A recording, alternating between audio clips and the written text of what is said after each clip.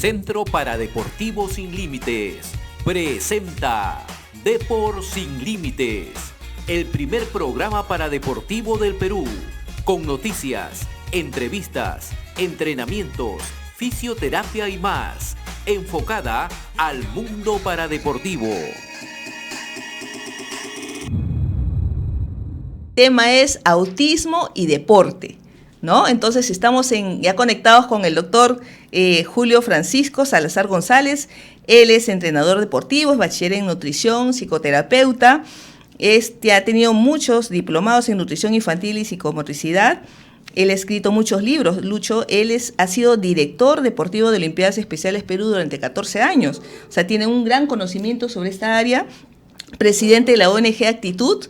Y él ha escrito libros como, por ejemplo, ¿no? Autismos, actividades físicas y deporte, el espectro del autismo, el nuevo modelo, y bueno, todo lo que tenga que ver con el deporte y el autismo. Así que le damos una bienvenida al doctor Salazar. Muchas gracias por esta oportunidad de tenerlo acá con nosotros y sobre todo la oportunidad de poder conocer más acerca del impacto del deporte en el autismo. Hola, buenos días. Muchísimas gracias por la invitación. Un gusto estar con ustedes. Listo, doctor. Empezamos. La primera pregunta que queremos hacerle es, ¿cómo podemos definir el autismo, ¿no? El día miércoles 2 de abril vamos a conmemorar el Día Mundial del Autismo, y la idea de este programa es que podamos ser un canal a través del cual podamos sensibilizar a la población, a las familias y muchas personas que no conocen realmente sobre este trastorno. ¿Qué nos puede decir acerca del autismo? Bueno, primero que nada, celebro la introducción donde nos hacen referencia a este señor uruguayo periodista, ¿no?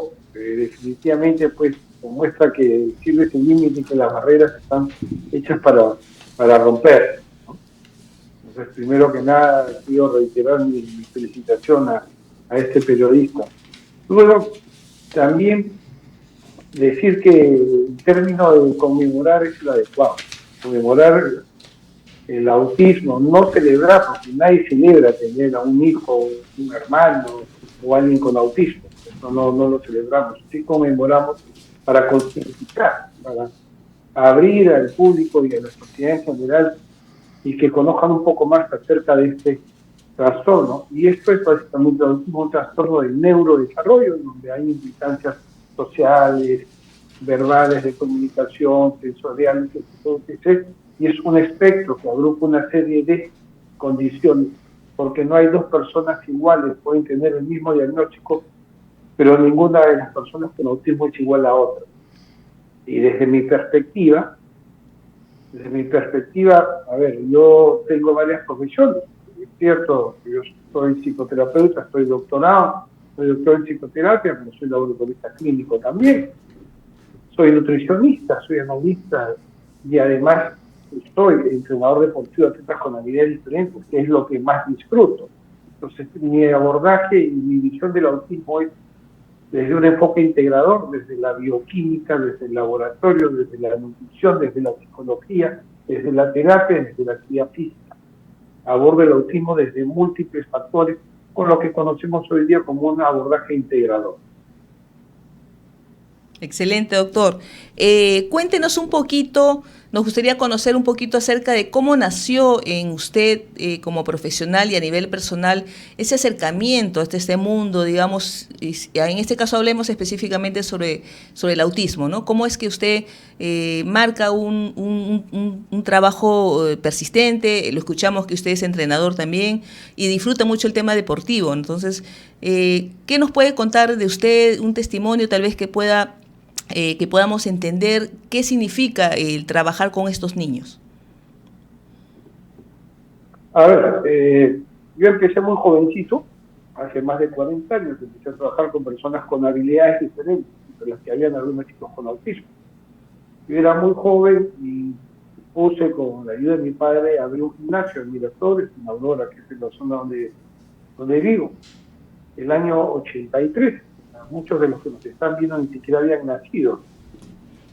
Y yo, mientras era estudiante universitario, era un deportista, siempre fui muy deportista, me gustaba mucho las artes marciales y el levantamiento de pesas, y era un practicante del levantamiento de pesas sobre todo.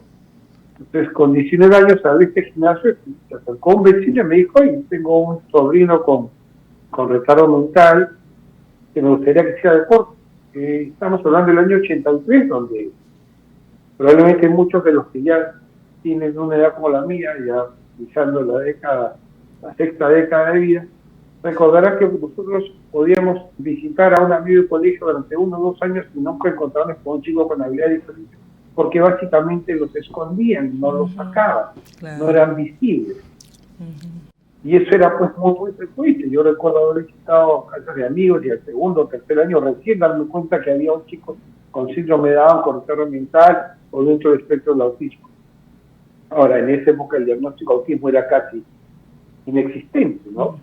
Hoy día cuando uno mira hacia atrás como profesional se da cuenta pues, que estas características de este chico estaban dentro del espectro del autismo. Este señor llegó a su sobrino, yo le dije, sí, claro, no tengo ningún inconveniente. Porque no había sitios, no existían olimpiadas especiales, no había nada para que los chicos con habilidades diferentes pudieran tener actividades. Entonces lo llevó, este chico se llama Juan Carlos, y 42 años después Juan Carlos sigue conmigo, sigue acompañándome, trabaja en la ONG Actitud, que yo dirijo. De hecho, paso no tiene ningún tipo de financiamiento, es muy difícil, no sé cómo hacen otras ONG que se llenan de dinero, esta ONG vive estrictamente de mi bolsillo. Y Juan Carlos aceptó en el gimnasio y se convirtió, más que un alumno, en un muy buen amigo mío. Y es uno de mis mejores amigos hasta el día de hoy, y trabaja en la ONG, y él se formó como entrenador deportivo de atletas con habilidades diferentes. Y en la ONG que dirijo, los profesores de los chicos con habilidades diferentes son personas con habilidades diferentes, los cuales hemos formado como entrenadores y monitores deportivos. Entonces, el tema del deporte básicamente no solamente para que ellos se sientan mejor, sino para que tengan oportunidades de vida. Como soy un entrenador profesional, tengo muchos chicos con habilidades diferentes que el día de hoy son profesionales. Existe un chico que deberían de entrevistar, se llama Gino Crobeto. Bueno, él no habla, la madre quien habla por él, con un autismo severo, y es un gran entrenador deportivo.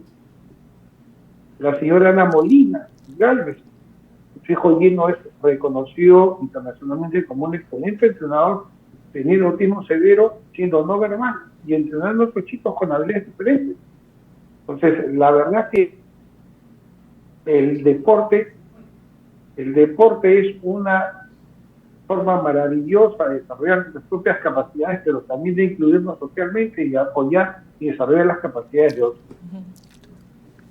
En realidad, lo que usted describe, doctor Salazar, es muy real, muy cierto, lo que está señalando, que está hablando usted de los años 80, 90, ¿no? Donde verdaderamente se escondían a los niños, o sea, a los niños, como usted dice, con características especiales, ¿no? Inclusive la familia los escondía, le daba vergüenza, o sea, hasta inclusive se le discriminaba en la misma familia, pero hoy, ¿no? Hoy eso ha cambiado, ese concepto ha cambiado. Personas como usted o con muchas personas que han tomado este tema con seriedad y con responsabilidad, y usted como doctor que nos está desarrollando toda esta situación del autismo y de otras personas que tienen otras capacidades diferentes, ¿no? Y hoy ha avanzado desde la década de los 90, donde se escondían a los niños, y hoy pues ya que son una realidad, y lo que trata este programa, y usted mismo lo está señalando, es hacer visible a estas personas, ¿no? Tenemos personas con síndrome de Down, que también lo hemos tratado acá, personas de otro tipo de discapacidades que tienen, y que personas como usted ayudan. O sea, usted está hablando cómo el deporte ayuda a los niños con autismo, pero ahí también fue un papel importante también la familia, ¿no? La familia que es el sostén de este niño que tiene una capacidad diferente, ¿no?, a las nuestras.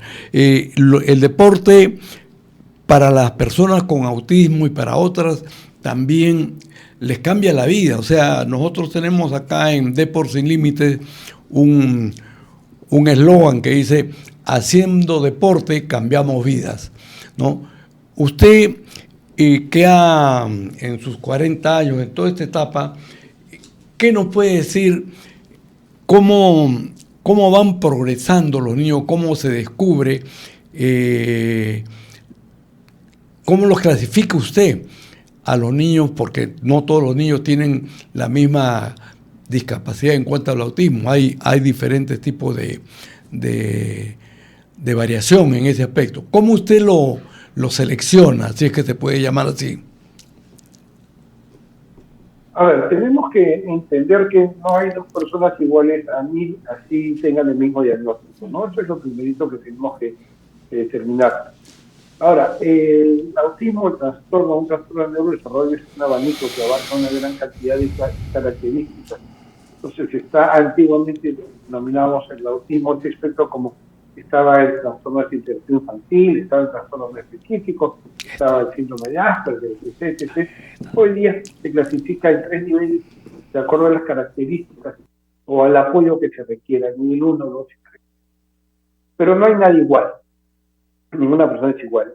Yo cuando empecé a trabajar con personas con autismo hace más de 40 años, me convertí en un empresario de gimnasios mientras estuve estudiando.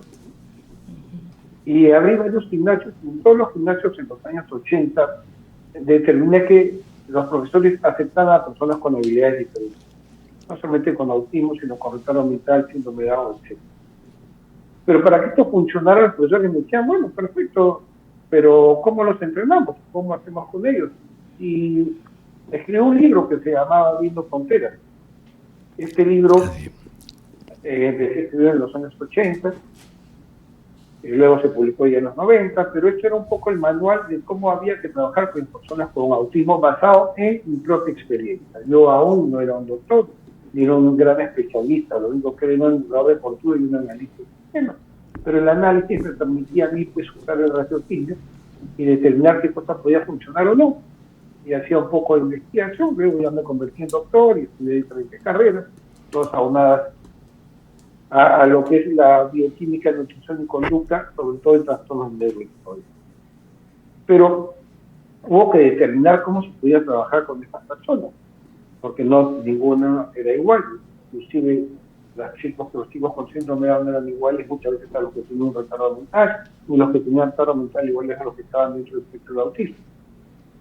Entonces empecé a desarrollar cierto programa que terminó siendo finalmente un programa de modificación de la conducta a través de la actividad física para personas con trastornos de neurodesarrollo. Es decir, cómo a través de la actividad física podíamos desarrollar las capacidades y modificar el comportamiento. Hay que entender que las personas, sobre todo con autismo, tienen enorme cantidad de alteraciones sensoriales. El autismo, solamente del 100% del autismo, un 20% tiene una condición genética conocida. El otro 80% es epigenética, es decir, es el medio ambiente el que va a determinar la condición de autismo. Entonces, ¿eso qué quiero decir? Que básicamente en el autismo no hay nadie igual, y lo vuelvo a retirar, pero un programa de modificación de la conducta nos ayudaba a poder apoyar a estas personas a desarrollar sus propias capacidades. En un trastorno de neurodesarrollo, sobre todo en el autismo, hay muchísimas alteraciones sensoriales, los sentidos, el olfato, el gusto, el sistema vestibular o proprioceptivo, cómo nos sentimos, en dónde estamos, cómo nos ubicamos, cómo percibimos nuestro cuerpo, nuestro organismo. Al haber estas alteraciones sensoriales, la persona con autismo, y es una persona con autismo, no es una persona autista, y eso siempre lo recalco, yo me resfrío y no soy un resfrío, tengo un resfrío. Las personas con autismo tienen autismo, no son autistas. Entonces, este programa de modificación de conducta lo que hacía era, entre otras cosas, aprender a manejarse así, aprender a desarrollar las capacidades Si yo no puedo manejar mi propio cuerpo, mucho menos voy a poder manejar o entender el medio que me rodea. Entonces partíamos desde algo muy básico, que era el desarrollo de las propias capacidades coordinativas y motoras. Y esto nos empezó a dar muy buen resultado. De una manera empírica al principio, luego mediante el libro, esto se fue a diferentes universidades en el extranjero, y como quien dice, le dimos en el clavo alto, ¿no? Entonces ya empezaron a llegar las invitaciones para desarrollar un poco más los programas. En otros países y universidades ya nos convocaban para hablar acerca de esto, porque teníamos grupos de control, teníamos grupos de personas dentro del instituto con los que trabajamos. Entonces, lo que los otros hacían en teoría, nosotros acá en el Perú lo hacíamos, y somos pioneros, ¿sabes? Lo hacíamos nosotros de manera práctica. Y la actividad física es una herramienta y un medio espectacular para ayudar a desarrollar las capacidades personales. Y fíjense, la actividad física ha sido muy menospreciada o subestimada durante años. Cuando se hablaba del autismo se decía correcto, hay que hacer un poco de terapia ocupacional, un poco de logopeda, y más allá de esto no hay mucho que hacer. Sin embargo, a lo largo de los años se fue determinando mediante los estudios fundamentados y sustentados, evidentemente, de que la actividad física es perfecta para desarrollar las capacidades de las personas dentro del sector. Además, el Autism Research Institute de la Universidad de Arizona publicó hace 3 o 4 años que la actividad física estaba en la pirámide de lo que había que hacer con las personas dentro del sector para poder desarrollar sus capacidades. Por supuesto que el tema médico, hay muchas comorbilidades o concomitancias que hay que considerar en el autismo. El autismo tiene muchísimas condiciones médicas que subyacen al comportamiento, y hay que acreditar que el comportamiento está mediado por algo que conocemos como neurotransmisores cerebrales o mensajeros químicos cerebrales, que son responsables del comportamiento. Pero esos mensajeros químicos cerebrales pueden estar desequilibrados por nuestra microbiota intestinal, por una sobrepoblación de hongos, de bacterias, de parásitos, por metales pesados, por ciertos alimentos con efectos neuromoduladores, que producen las alteraciones en el cerebro, alterando el correcto funcionamiento de los neurotransmisores, y que eso se traduce finalmente en un comportamiento atípico que luego es diagnosticado por un manual de criterios diagnósticos clínicos como un trastorno de neurodesarrollo. Pero volviendo a hacer la actividad física es una herramienta perfecta y ayuda mucho a desarrollar las propias capacidades. Si lo vemos desde la bioquímica, las respiraciones profundas producen serotonina, que es nuestro tranquilizante natural, es el neurotransmisor que nos tranquiliza. Entonces, en el autismo existen muchísimos problemas relacionados al comportamiento agresivo, atípico, autoagresivo, hiperactivo, ansioso, obsesivo compulsivo. Las respiraciones profundas que produce la actividad física ayudan a controlar todo eso. Y eso es uno de los enorme cantidad de herramientas que nos da la actividad física para poder mejorar nuestras capacidades o condiciones de las personas con trastornos de desarrollo. Excelente, doctor. Y precisamente quería consultarle algo, digamos, una realidad que es la que, perdón, tiene muchas familias, digamos, con un miembro con autismo, ¿no? Que es básicamente el tema económico, que tiene mucho que ver con el tema de las terapias, la alimentación. En ese momento nos están escuchando muchas familias al interior del país que tal vez no tienen facilidades de acceso a centros de rehabilitación, pero tal vez tienen una realidad diferente a nosotros, como digamos, zonas de río, mares, ¿no? Y los niños con autismo son muy amantes, digamos, del agua. En el tema de actividad física, ¿qué sugerencias podemos darles a esas familias, digamos, para que puedan ellos entrar al tema de la actividad física y que, quién sabe, más adelante, pues, involucrarlos en una disciplina deportiva, ¿no? ¿Cuáles serían los primeros pasos que debemos seguir las familias para poder nosotros ayudar a nuestros hijos o primos o, bueno, familiares? Bueno, tenemos que arrancar de menos a más.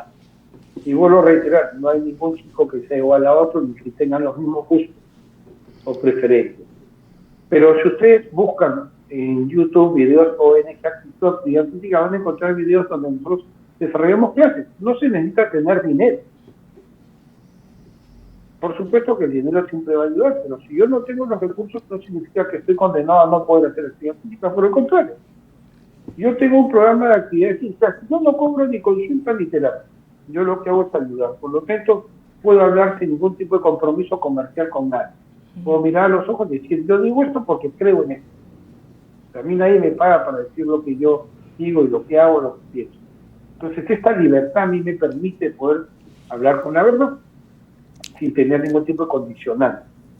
Pero yo hago una terapia dialéctica en un parque público. No requiero yo de infraestructura, no requiero de tener la piscina, no requiero de tener el gimnasio, no necesito. Yo puedo empezar simplemente en un parque o en el jardín o en el patio de la casa. Y empezamos de menos a más con movimientos muy simples. Empezamos saliendo a caminar.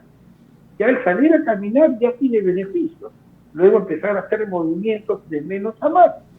Pueden encontrar una guía de estos movimientos, de cómo hacemos las cosas en los videos, y ustedes pueden colocarlos, si les parece bien, un poco más adelante, en alguna de las clases que nosotros hacemos. No se requiere de gran infraestructura. Por supuesto que si la tenemos y la conseguimos, buenazo, y la aprovechamos. Pero no necesitamos de grandes cosas, empezando por caminar y luego hacer pequeños movimientos de motor a gruesa, 10 movimientos aquí, 10 aquí, 10 levantando una pierna, 10 levantando la otra, 10 moviéndose hacia el lado izquierdo, hacia el lado derecho. De a poquito vamos construyendo una rutina en función de movimientos de la motora gruesa. Luego podemos empezar a hacer motora fina, ¿no? Movimientos. Pero básicamente no requerimos de gran infraestructura. Es más, no requerimos de nada. Literalmente solo de nuestro cuerpo y alguien que nos acompañe. Y lo que generalmente hacemos nosotros es, tenemos un profesor que se para delante del alumno, que es el espejo, el que va a indicar lo que se está haciendo. Y si el alumno no colabora mucho, tenemos una persona que se para atrás del alumno y lo ayuda a hacer los movimientos, hasta que se va acostumbrando. Y empezamos de menos a más. Esto funciona enormemente bien, sobre todo para calmar y tranquilizar. Las respiraciones profundas son perfectas como tranquilizante natural, con la serotonina. Pero además, tenemos que hablar que los mensajeros químicos cerebrales involucrados en la actividad física, como las endorfinas, encefalinas, la dopamina, etc., son neurotransmisores que nos van a dar muchísimo bienestar y nos van a hacer sentir muy bien. Las endorfinas y encefalinas son una familia de neurotransmisores que se activan con los receptores opioides del cerebro y, entre otras cosas, detienen las señales electrofisiológicas del dolor. Y hay que recordar que muchísimas de las personas con autismo no verbales no pueden expresar los dolores permanentes que suelen tener. Claro. Y esto es algo que la ciencia nos indica y nos muestra cada rato. Hay enorme cantidad de problemas intestinales el día de hoy que podemos detectar en personas con autismo. Cuando son no verbales no nos pueden expresar de dónde proviene el dolor. Entonces la actividad física, entre otras cosas, además es muy analgésica, pero también produce dopamina, que nos va a producir una satisfacción de bienestar, nos va a hacer sentir bien, y es una neurotransmisor de refuerzo, es decir, va a hacer que querramos repetir la acción que la produce. Entonces la actividad física va a ser un gancho perfecto al producir dopamina para seguir repitiendo la actividad física.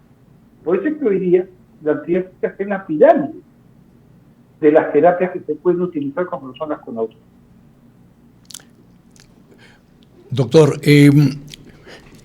estamos tratando este tema fundamentalmente sobre el autismo que usted lo está desarrollando, autismo y deporte. Usted es autor de varios libros, así como usted ha hablado de esto de Abriendo Fronteras, que es el manual, digamos, que usted lo cataloga como el manual de una persona que tiene conducta para que pueda practicar, pueda hacer estas actividades físicas.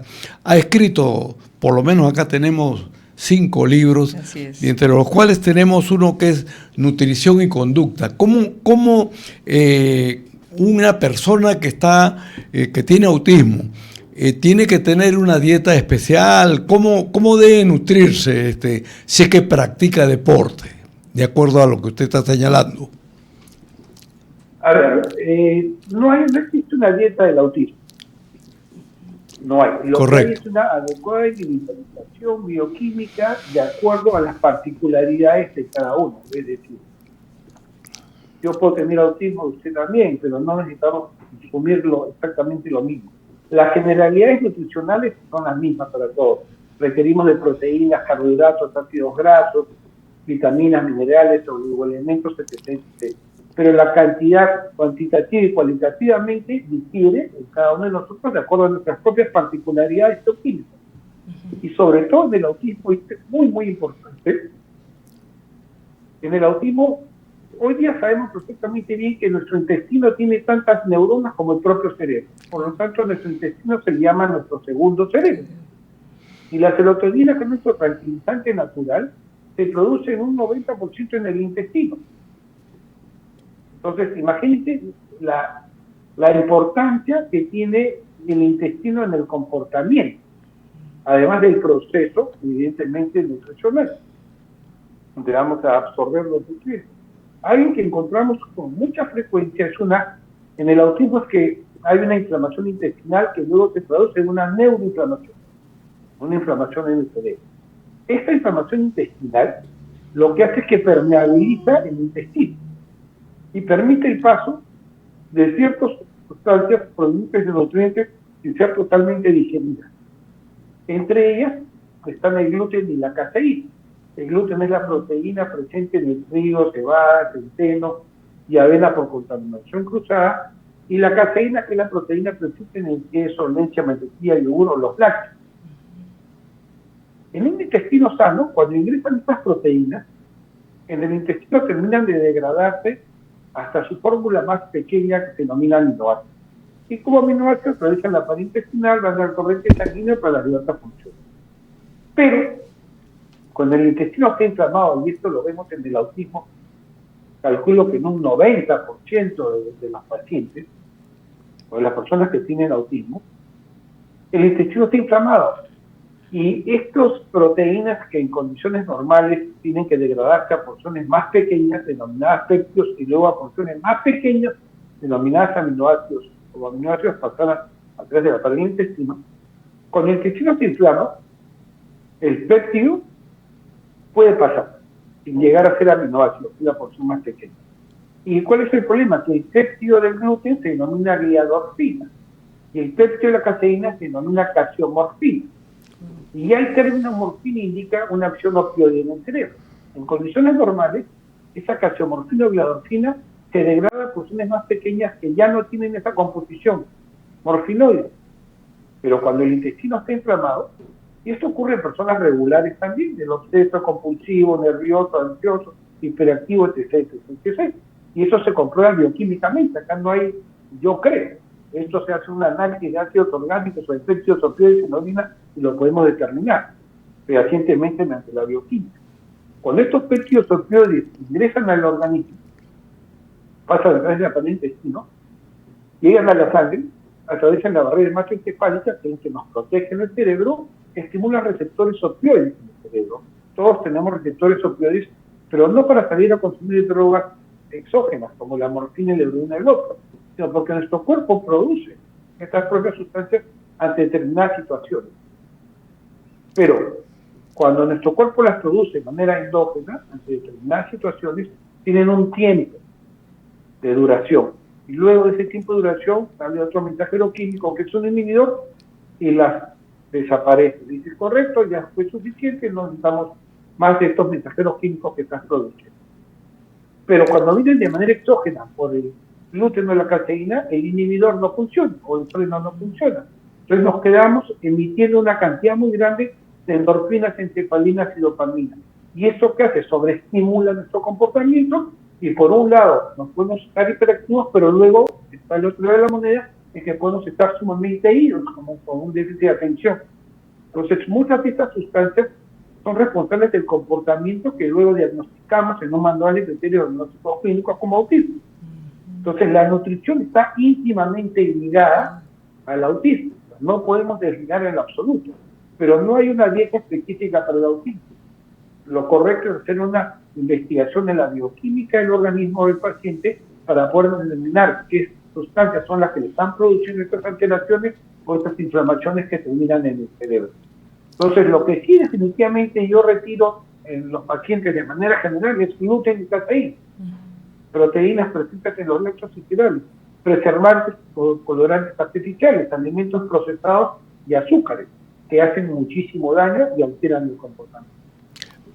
Bien, doctor, para ir ya cerrando la entrevista, vamos a volver a invitarlo para que siga desarrollando, porque usted, como psicoterapeuta y exdirector deportivo de Olimpiadas Especiales acá en el Perú, tiene pues un vasto conocimiento que queremos seguir difundiendo, ¿no? Porque personas como usted hacen un trabajo muy importante. Quizás es un trabajo silencioso, pero que es necesario hacerlo en la medida que se van haciendo cada vez más visible este trabajo, vamos a decir, autismo, síndrome de Down, inclusive otros paradeportes que existen también. Usted tiene también otro libro referente a autismo, actividades físicas y deportes. ¿Qué nos puede decir ahí concretamente en cuanto a los niños autistas, de acuerdo a lo que usted ha trabajado y ve este segmento de deportistas? ¿Hacia dónde se inclinan más los niños? ¿Hacia qué deporte, hacia qué disciplina deportiva practican más los niños autistas? A ver, esto es bastante relativo. Los niños, recuerden que la niñez es muy corta, luego la adolescencia y la adultez ya es larga. Pero los chicos, lo primero con lo que nosotros empezamos siempre es con la actividad física con movimientos motores, ¿no? Con la actividad física en general, lo que se puede llamar preparación física general, movimientos coordinativos, no hay un deporte específico, pero con el tiempo los vamos orientando de acuerdo a sus propias particularidades o lo que más le gusta. A ver, un niño con autismo que es hiperactivo funciona perfectamente bien en las carreras, en el atletismo. Un niño con autismo que es muy introvertido y que no le gusta moverse mucho, funciona bien en deportes como las bochas, donde simplemente hay que lanzar un balín. Hay otros que les gusta el trabajo grupal, hay otros con autismo que juegan básquet, juegan pulmitos, juegan fútbol porque les gusta el trabajo grupal, pero hay quienes les gusta el trabajo individual. Entonces no hay un deporte específico, pero si pudiera decir que hay uno que puede ser el preferido de la gran mayoría, creo que son los deportes acuáticos. El agua gusta mucho. Sí. Sí, así es, doctor. Doctor, y ya, digamos, queríamos pedirle, por favor, usted como especialista, como gran conocedor de ese tema, y estamos seguros definitivamente, pues hay mucho acercamiento, usted también para las familias, en este día que se va a celebrar el 2 de abril, pero que nosotros desde hoy ya queremos, digamos, marcar algunas pautas. Me gustaría pedirle, por favor, un mensaje a las familias de personas con autismo, no solamente niños, también adolescentes y personas adultas que también descubren su diagnóstico ya a edad más madura, ¿verdad? ¿Qué podemos decirles a ellos en este día? ¿Qué podemos decirles al público, a las personas que no conocen o que desconocen el tema del autismo? Me gustaría tener un mensaje de usted reflexivo. Bueno, algo que puedo decir a lo largo de tantos años, de más de 40 años de trabajar con personas con habilidades diferentes, entre ellas personas con autismo. Primero es que no hay dos personas iguales. Por lo tanto, lo que puede ser muy bueno y funcional para uno no necesariamente es para el otro.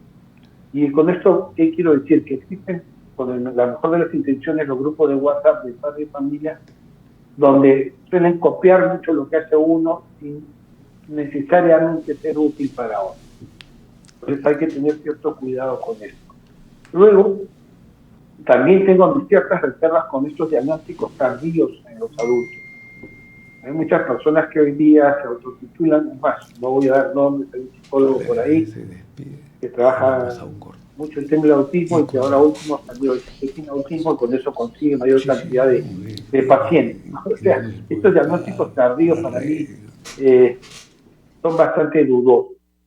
Pero las personas que realmente tienen autismo y que la prevalencia es 1 de cada 30 días en el mundo, o sea, imagínense, esto es casi pandémico, ¿eh? De cada 30 personas que nacen, uno está dentro del espectro del autismo. Pero siendo el espectro algo muy grande y que agrupa, entonces reitero que no hay dos personas iguales. Las personas que tienen mayor cantidad de apoyo son las que tienen autismo severo, moderado y severo. El autismo leve es mucho más manejable. lo que conocemos como síndrome de Asperger antiguamente. Pero quienes tienen autismo, llamemos así para no complicar, medio o severo, recomiendo tomar en cuenta muchísimo el tema de la alimentación, tomar en cuenta muchísimo de los problemas médicos que pueden subyacer al diagnóstico del autismo.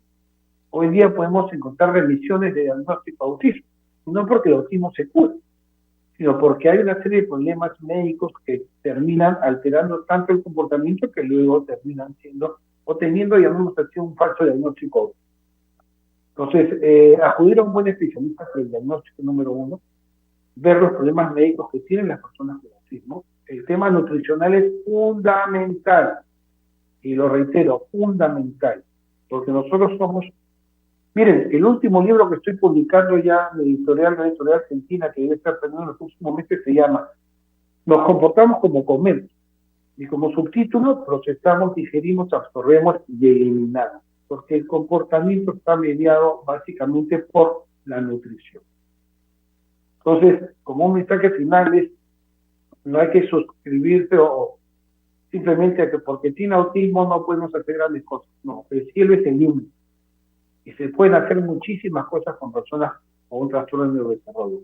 Lo que hay que hacer básicamente es tener fe, y cuando yo digo fe, porque soy un creyente religioso, pero no por eso estoy diciendo que van a aparecer los milagros y nos van a caer del cielo, de la nada.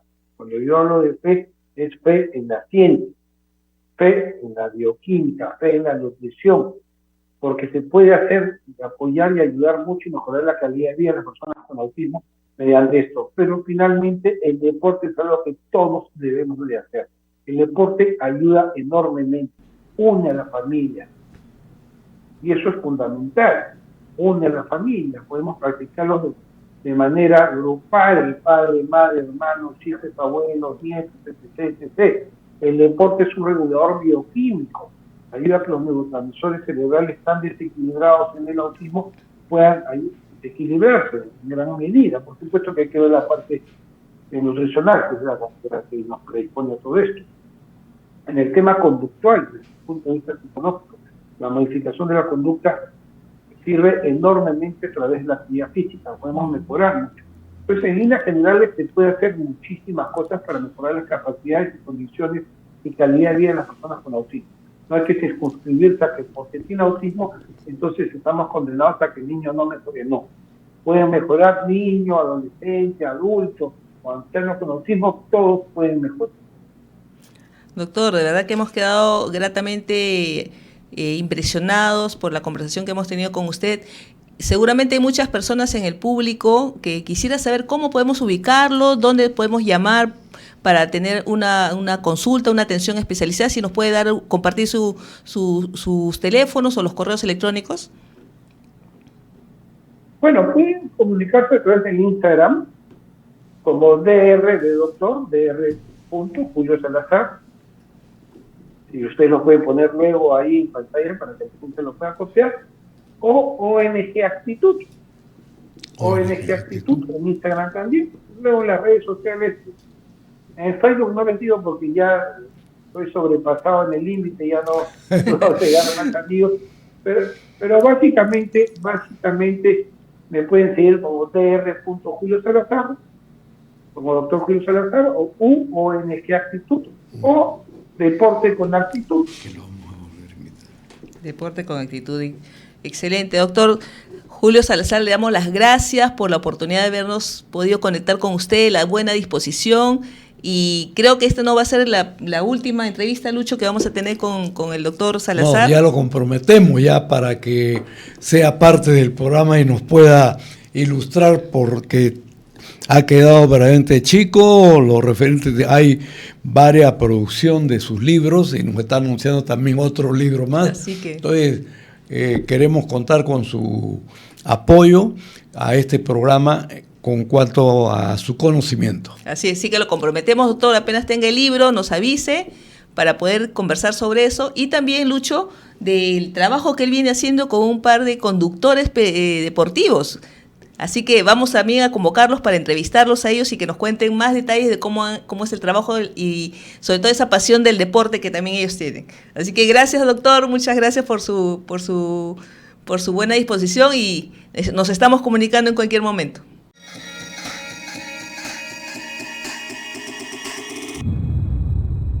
Gracias por sintonizar Depor Sin Límites. Dirigido y producido por José Carlos Casas Carrión. Los esperamos en nuestra próxima edición con lo último del mundo paradeportivo. Here we go.